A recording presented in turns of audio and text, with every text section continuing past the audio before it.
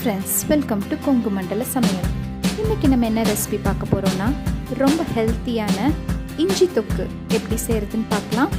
வாங்க வீடியோக்குள்ள போலாம். இந்த இஞ்சி தொக்கு செய்யறதுக்கு நான் ஒரு 100 கிராம் இஞ்சியை தோல் சீவி எடுத்து வச்சிருக்கேன். ஒரு தக்காளி, ஒரு 7-8 வரமிளகா, ஒரு நெல்லிக்காய் சைஸ் புளி.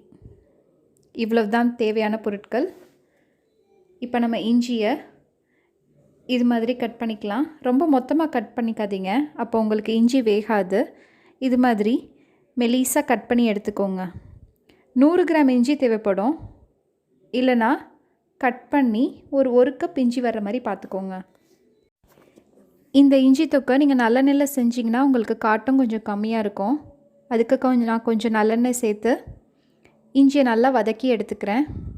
ஒரு 5-10 நிமிஷமாவது வதக்கிக்கோங்க. அப்போ தான் உங்களுக்கு அந்த இஞ்சியில் இருக்க பச்சை வாசம் போகும். அடுத்து நம்ம வரமிளகாவை வதக்கிக்கலாம். நான் ஒரு 7-8 வரமிளகா சேர்த்துருக்கேன். நீங்கள் இன்னும் கூட காரம் ஜாஸ்தியாக வேணும்னா இன்னும் ஒரு 2 வரமிளகா சேர்த்து போட்டுக்கோங்க. ஒரு தக்காளியும் சேர்த்து நல்லா வதக்கிக்கோங்க. இதெல்லாம் நல்லா ஆறுனதுக்கப்புறம் நம்ம ஃபஸ்ட்டு இஞ்சியை சேர்த்துக்கிறோம்.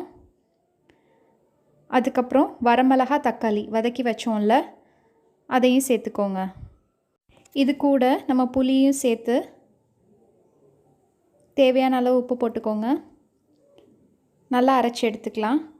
உங்களுக்கு இந்த கலரில் தான் இருக்கும். நம்ம திருப்பி நல்லெண்ணெயில் போட்டு நல்லா வற்ற விட போகிறோம். அதுக்கு நான் கடுகு, உளுந்தம்பருப்பு போட்டு கருவேப்பிலை ஆட் பண்ணிக்கிறேன். கருவேப்பிலை நல்லா பொரிஞ்சதுக்கப்புறம் நம்ம அரைச்சி வச்சுருக்கோம்ல இஞ்சி, வரமிளகா, அதை ஆட் பண்ணிக்கிறேன். உங்களுக்கு நல்லா இதை சுருள வதங்கணும்.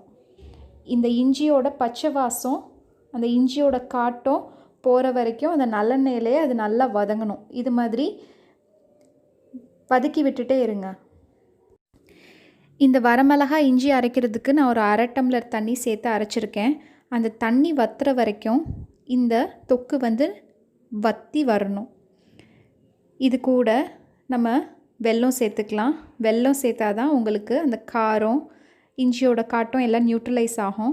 இதுக்கு நான் ஒரு 3 ஸ்பூன் அளவுக்கு வெல்லம் சேர்த்தேன். எனக்கு கரெக்டாக இருந்தது. அடுப்பை ஒரு 10-20 நிமிஷம் சிம்மில் வச்சு அப்படியே விட்டுருங்க. அந்த இஞ்சியோட கலர் உங்களுக்கு இது மாதிரி ரெட் கலராக மாறிச்சுன்னா நம்ம தொக்கு ரெடி ஆயிடுச்சு.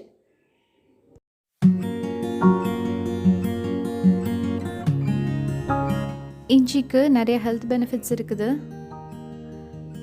உங்கள் கொலஸ்ட்ரால் லெவலை கம்மி பண்ணும், பிளட் சுகர் லெவலை கம்மி பண்ணும். டயபெட்டிஸ் பேஷண்ட்ஸ்க்கு ரொம்ப நல்லது.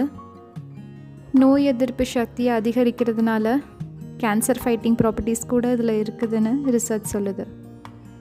இந்த இஞ்சி தொக்கு ஒரு 2-3 நாள் கழித்து அந்த நல்லெண்ணெயிலே ஊறி அட்டகாசமான ஒரு டேஸ்ட்டாக இருக்கும்.